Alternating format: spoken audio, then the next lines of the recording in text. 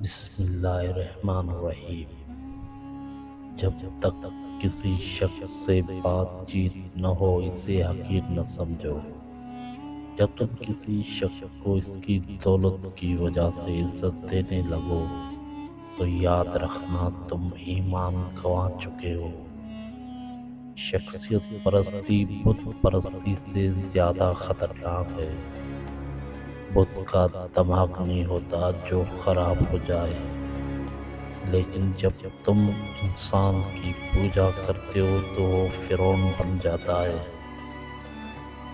جو رشتے تمہیں تکلیف دے ان سے دوری اختیار کر لو، وہ خود لوٹ آئیں گے، مگر اس وقت جب تمہارے دل سے اتر چکے ہوں گے، کیونکہ وہ تمہاری قدر سے نہیں اس دعوے سے لوٹتے ہیں۔